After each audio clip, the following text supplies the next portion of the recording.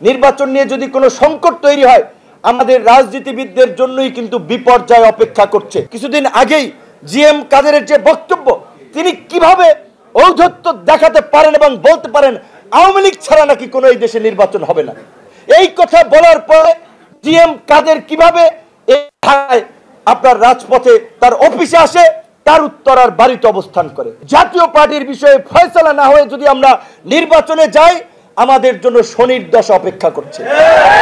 এই জাতীয় পার্টির মাধ্যমে আওয়ামী লীগ ব্যাক করবে। নির্বাচন আর বিলম্ব নয়, ফেব্রুয়ারিতে নয় জানুয়ারিতেই নির্বাচন দিন। যেই আর্মির জেনারেলরা গুম খুনের সাথে জড়িত ছিল, যাদেরকে গত 1 বছর বিচারের মুখোমুখি করা হবে কিনা দ্বিধাদ্বন্দ্বে ছিল, এই প্রসিকিউশন টিম, আইন উপদেষ্টা এবং ডক্টর ইউনূসের সাহসিকতার ফলে তাদের হাতে হাত করা পরানো হয়েছে।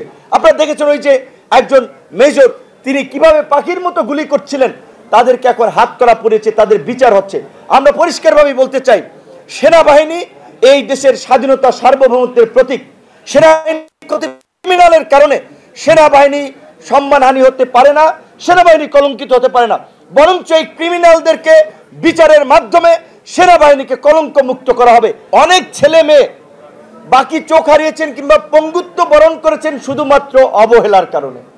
তাদেরকে বাইরে পাঠানো হয়েছে ঠিকই, কিন্তু 4 মাস 6 মাস পরে 8 মাস পরে অনেককে বাইরে পাঠানো হয়েছে।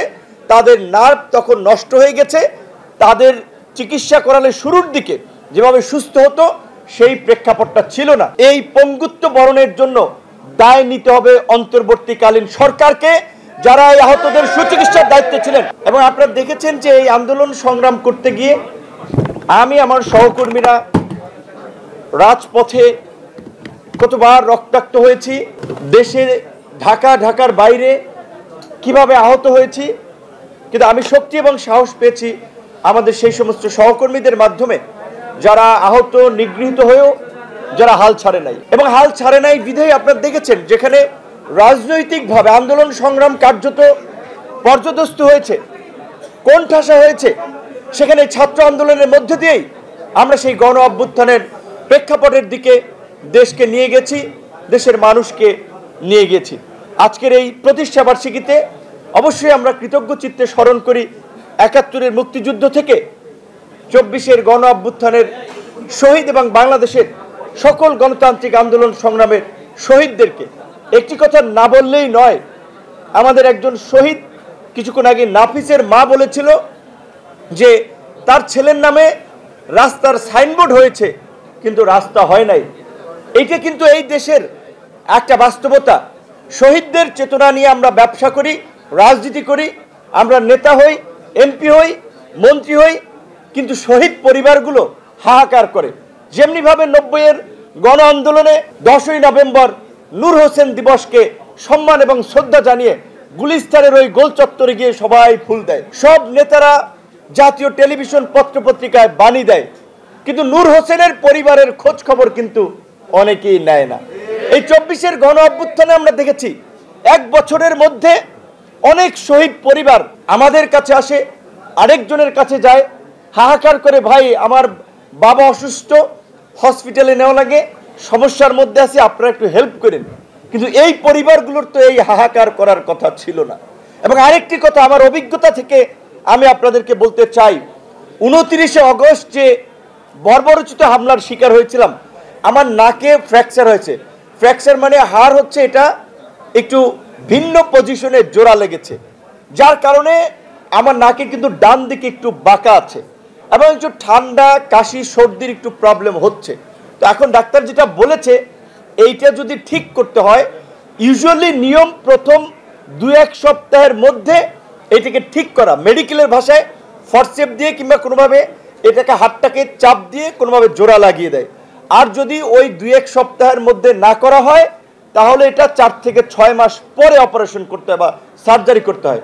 তো ঢাকা মেডিকেলের ডাক্তারদের প্রতি অবশ্যই আমাদের কৃতজ্ঞতা। ওই ক্রিটিক্যাল সময়ে তারা যে চিকিৎসাটা দিয়েছেন সেটা মানসম্মত চিকিৎসাই ছিলেন, কিন্তু ওই সময় আমার শারীরিক কন্ডিশন বিবেচনায় নাকের অপারেশনের চেয়ে ব্রেনকে স্টেবল করা কিংবা সুস্থ করাটা জরুরি ছিল। ওই কারণে ওনারা নাকের চেয়ে অন্য সাইডকে গুরুত্ব দিয়েছেন। কিন্তু এই কথাটি বলছি এই কারণে যে এই জুলাই শহীদ তো মারা গিয়েছেন, তারা যারা বেঁচে ছিলেন আহত। এই সরকার ক্ষমতা গ্রহণের পরে প্রধানত দুটি দায়িত্ব তাদের নেওয়ার কথা ছিল, যেগুলো আমরা শুরু থেকে বলেছিলাম।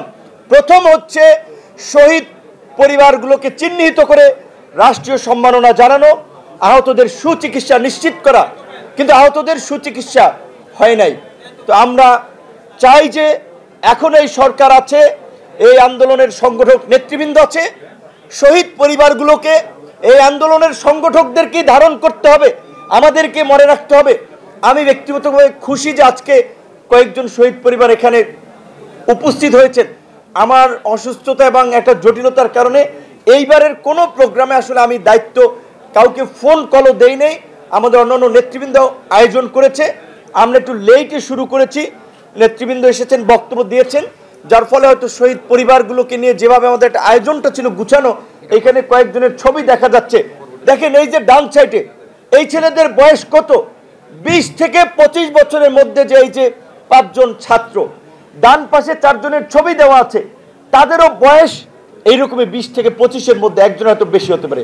এই আন্দোলনের ম্যাক্সিমাম যারা শহীদ হয়েছেন দেখবেন যে তারা ছাত্র, যুবক এবং তরুণ।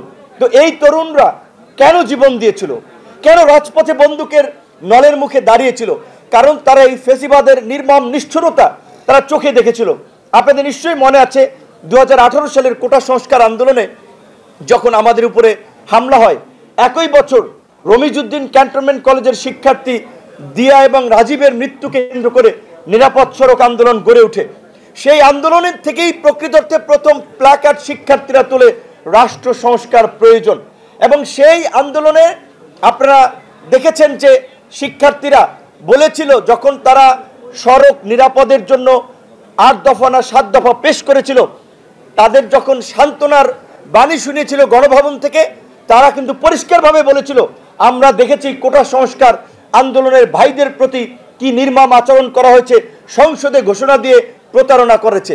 কাজে এই যে কোটা সংস্কার আন্দোলন থেকে নিরাপদ সড়ক আন্দোলন, এই আন্দোলনের মধ্যে দিয়েই কিন্তু আমাদের তরুণরা এই ফেসিবাদের প্রতারণা, তাদের নির্মম নিষ্ঠুরতাকে পর্যবেক্ষণ করেছিল। এবং তারা এই দ্রোহের মিছিল ক্যাম্পাস থেকে শুরু করে আপনারা এই যেমন গণ অভ্যুত্থানে দেখেছেন, বাংলাদেশে এখানে আমাদের সিনিয়র জাতীয় নেতৃবৃন্দ আছেন, 90-এর গণ অভ্যুত্থান হয়েছিল শহর কেন্দ্রিক, ঢাকা এবং চট্টগ্রামে হয়তো ওইভাবে একটা আন্দোলন হয়েছিল।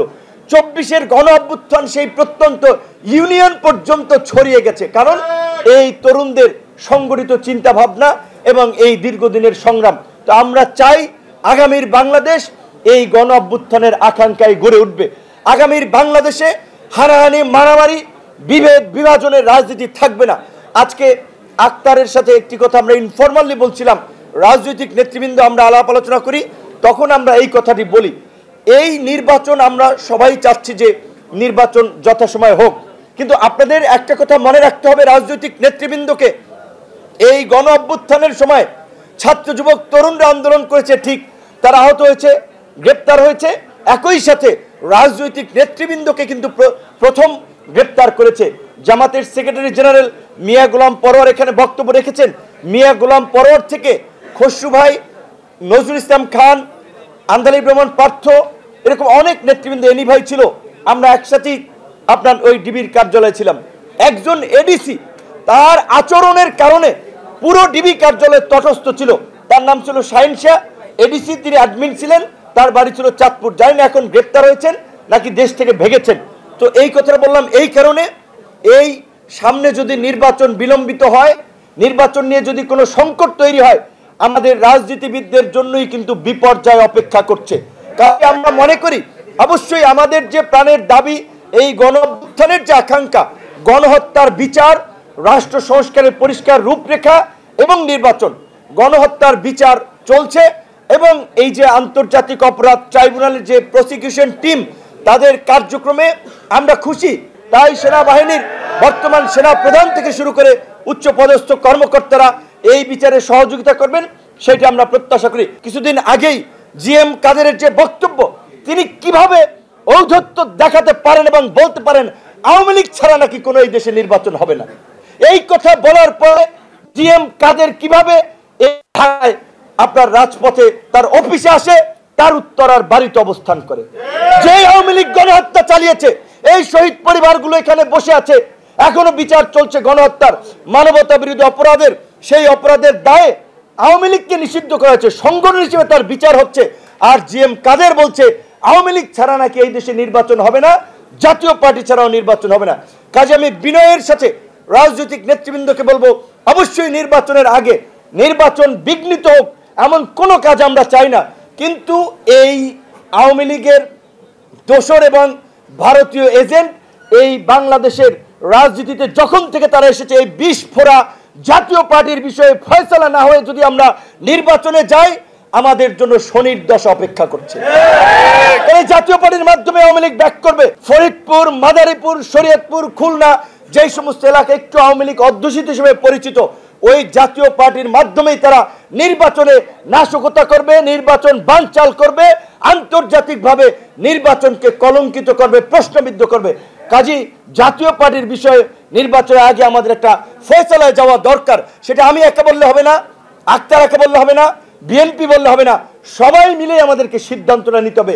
যেভাবে আমরা জাতীয় ঐক্যমতের মাধ্যমে আজকে জুলাই সনদ স্বাক্ষর হয়েছে, জুলাইয়ের ঘোষণাপত্র হয়েছে, এখন আমরা সবাই নির্বাচনের জন্য অপেক্ষা করছি। এবং আমি আজকে জাতীয় নেতৃবৃন্দের উপস্থিতিতে বলতে চাই, সরকারের কাছে আমরা বলতে চাই, আমরা মনে করি যেহেতু জুলাই সনদের স্বাক্ষর হয়েছে, ঘোষণাপত্র হয়েছে, নির্বাচন আর বিলম্ব নয়, ফেব্রুয়ারিতে নয় জানুয়ারিতেই নির্বাচন দিন। কারণ নির্বাচন না হলে আমাদের জন্য সংকট অপেক্ষা করছে এবং আমাদের অস্তিত্ব হুমকির মুখে পড়বে। তাই আমাদের পরিষ্কার কথা, নির্বাচন যত দ্রুত সরকার করতে পারে আমরা তত দ্রুত নির্বাচন চাই। কিন্তু একই সাথে রাজনৈতিক দলগুলোকে একটা কথা স্মরণ করিয়ে দিতে চাই, নির্বাচন আগামীতে কেমন হবে সরকার এবং আইন শৃঙ্খলা বাহিনীর চেয়ে রাজনৈতিক দলগুলোর আচরণের উপর নির্ভর করে, রাজনৈতিক দলের নেতৃত্বের ভূমিকার উপর নির্ভর করে নির্বাচন কি সংঘাত সহিংসতা মুক্ত হবে নাকি সংঘাত সহিংসতার মধ্যে দিয়ে একটি বিতর্কিত নির্বাচন হবে। তাই সব রাজনৈতিক দলের নেতৃবৃন্দকে সহনশীল আচরণ করার এবং সকলে মিলে যেন একটা উৎসব মুখর নির্বাচনের মধ্যে দিয়ে এখন যে বাংলাদেশ একটা সন্ধিক্ষণে উপস্থিত হয়েছে, আমরা যেন একটা নতুন যাত্রার দিকে অগ্রসর হতে পারি, সেই বিষয়ে সকল রাজনৈতিক দল তার নেতা কর্মীদের দিক নির্দেশনা দিবে। আমরা সবাই মিলে সেই দিকে এগিয়ে যাব।